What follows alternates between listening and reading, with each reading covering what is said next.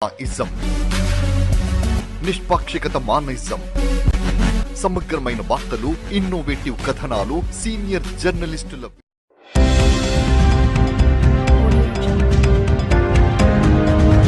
జనగామ జిల్లా station Ghanpur municipality 15వ వార్డులో నివసిస్తున్నటువంటి రంగిరాజు మాట్లాడుతూ ప్రజాపాలనలో అప్లికేషన్ పెట్టుకున్న తర్వాత గ్రామ పంచాయతీలో ఏర్పాటు చేసినటువంటి సభలో అధికారులు తన పేరు ప్రకటించారని, గ్రామ పంచాయతీలో ఏర్పాటు చేసిన లిస్టులో మాత్రం పేరు ఉందని, ప్రొసీడింగ్ మాత్రం ఇవ్వలేదని, నిజమైన నిరుపేదలకు అర్హులకు కాకుండా కాంగ్రెస్ నాయకులు వారి ఇళ్లలో కూర్చొని తమకు నచ్చిన వారి పేర్లు వచ్చే విధంగా చేశారని, గతంలో కొలంబో ఫాదర్ ఇచ్చిన ఇంట్లో 30 ఏళ్ల నుండి నివాసం ఉంటున్నామని, మా ఇల్లు రేకులు పలిగిపోయి వర్షం వస్తే నీళ్లు కారిపోతూ ఉంటుందని, అలాంటి మాకు కాకుండా కార్లు, వ్యవసాయ భూములు, ఆస్తులు ఉన్నవారికి ఇందిరమ్మ ఇల్లు ఇచ్చారని, ఇందిరమ్మ ఇళ్లలో అనేక అక్రమాలు జరిగాయని, ఇల్లున్న వాళ్లకి ఇల్లు మంజూరు చేశారని, నిజమైన లబ్దిదారులమైన మాకు ఇల్లు రాలేదని, ఇప్పటికైనా ముఖ్యమంత్రి రేవంత్ రెడ్డి, స్థానిక ఎమ్మెల్యే, ప్రభుత్వ అధికారులు మాపై దయ ఉంచి నిజమైన లబ్దిదారులను గుర్తించి ఇండ్లు మంజూరు చేయాలన్నారు రంగిరాజు.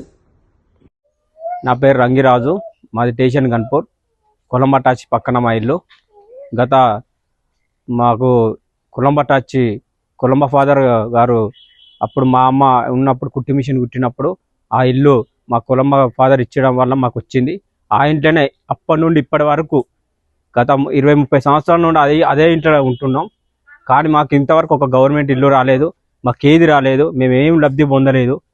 మాకు ఫస్ట్ లిస్టులో నా పేరు వచ్చింది, మేము అప్లై చేయంగా మాకు ఫస్ట్ లిస్టులో పేరు వచ్చింది. కానీ ఇప్పుడు అదేం జరిగేదో ఏం అవకతవకలు ఏమైనా తెలియదు, కానీ మాకు లిస్టులో నా పేరే లేకుండా చేసిండ్రు. మరే మాకు ఈ ఇంట్లోనే ఉన్నాం, మాది మొత్తం రేకులన్నీ డ్యామేజ్ కావడం జరిగింది.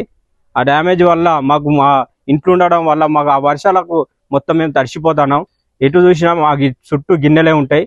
దయచేసి మాకు ఇల్లు మంజూరు చేయాలని నా యొక్క ప్రార్థన.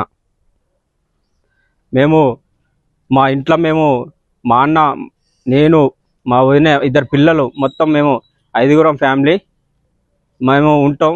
ఇంట్లోనే ఉంటాం. మేము కలెక్టర్ దగ్గరికి కూడా అప్లికేషన్ పంపినాం, నేను పోతే సార్ పంపిండు ఇక్కడికి రాసి ఇదే పంపితే ఈ లిస్ట్ పక్కన ఇక్కడ వస్తే ఈ అధికారులు పట్టించుకుంటూనే లేరు. మున్సిపాలిటీ అధికారులు అసలే పట్టించుకుంటారు. కమిషనర్ గారి దగ్గరికి ఎన్నిసార్లు ఫోన్ చేసినా లిఫ్ట్ చేయడం లేదు. ఎన్నిసార్లు ఆయన గ్రామ చుట్టూ తిరిగినా కూడా మమ్మల్ని పట్టించుకుంటారు లేరు, అసలే పట్టించుకుంటారు. సారు ఎప్పుడు ఫోన్ చేసిన లిఫ్ట్ అసలే తెలియదు. వాళ్ళ దగ్గర పోయినా వీళ్ళ దగ్గర ఎవరి దగ్గర పోయినా మాకు న్యాయం జరుగుతలేదు. దయచేసి మమ్మల్ని పట్టించుకోవాలని, న్యాయం జరగాలని కోరుకుంటున్నా.